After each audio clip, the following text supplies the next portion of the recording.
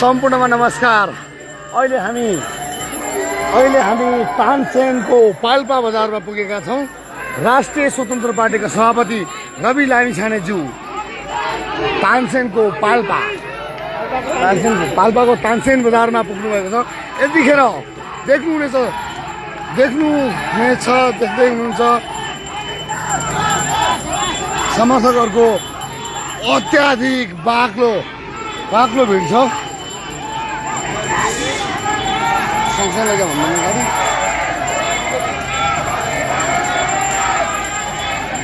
तानसेन पाल्पाको तानसेन बजारमा भएको यो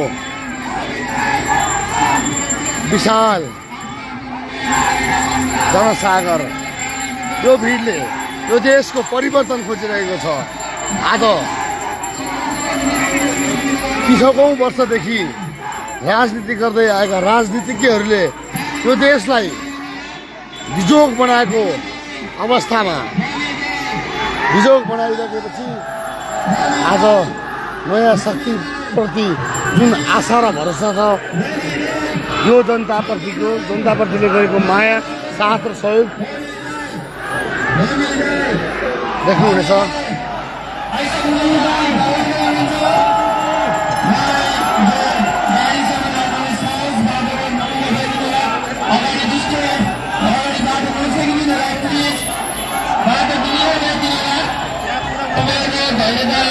अब केही समयमा सकिँदैछ। उहाँको खुट्टामा समस्या भएको कारणले हामी गाडी यहीँसम्म ल्याएका छौँ।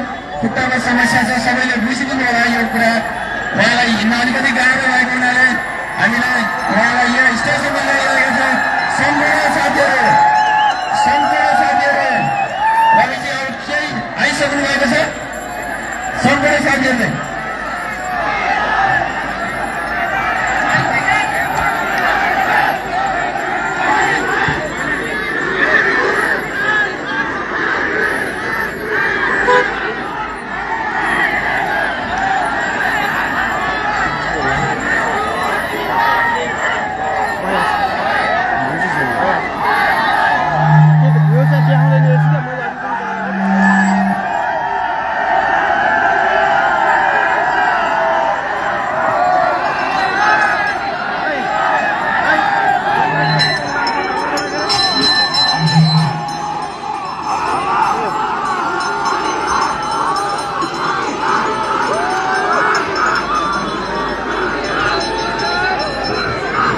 तानसेनको टुडीखेलमा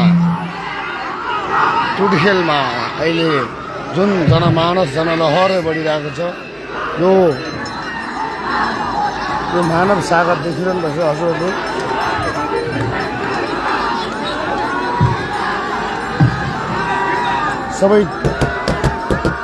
सबै चिजको वितृष्णा हो। यो देश किन बनेन भन्नुहुन्छ नि, यो अहिलेसम्म राज गरेका राजनीतिज्ञहरूले यो देशलाई खोक्रो बनाइसकेपछि अब नयाँ पुस्ताले केही गर्छ भन्नेको आश हो।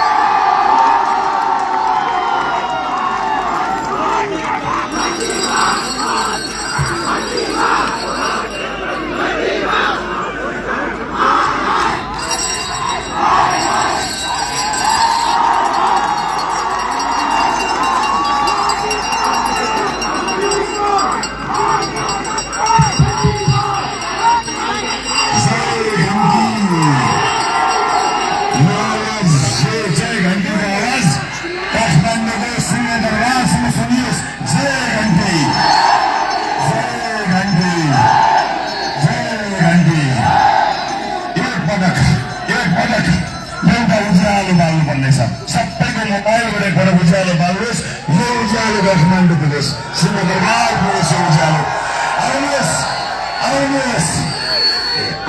यसबाट देशलाई उज्यालो दिनुपर्छ। देशलाई अँध्यारो युगबाट उज्यालो युगमा प्रवेश गराउनको निमित्त एउटा उज्यालो आज पाल्पाले देखाउनेछ, एउटा विशेष उज्यालो यहाँलाई देखाउनु पर्नेछ। यही उज्यालोको बिचबाट एउटा होनहार डाक्टर माधव थापालाई हामी संघीय संसदमा लिएर जानेछौँ। एउटा अप्पल मान्छेलाई संसदमा लिएर जानेछौँ। यस पटक फागुन 21 गते मतदान होइन, क्रान्ति गर्ने हो, क्रान्ति, मत क्रान्ति। हाम्रा घाउहरू छन्, त्यो सबै घाउको मन 21 गते मतपत्रमा डेली जान्ने हो।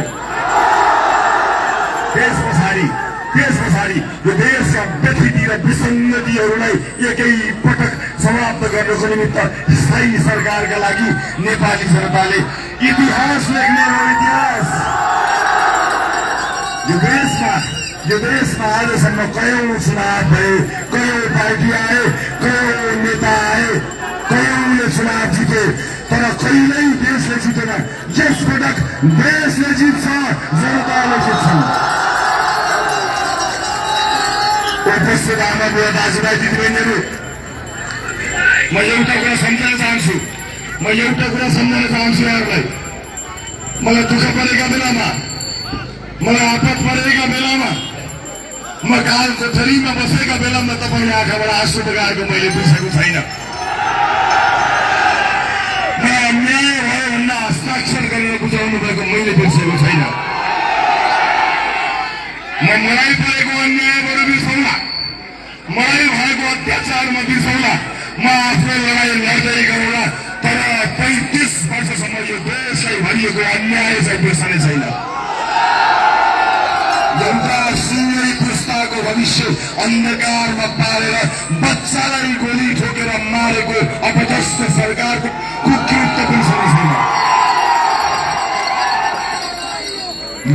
छैन। हामी घरबाट युवाहरूलाई हृदय खाडीमा बगाएको, आँसु चुहाएर गएको छोरोले खाडीमा पसिना बगाएको बिर्सने छैनौँ। उद्योग कल कारखाना बन्द गराएको बेरोजगार बिर्सने छैनौँ।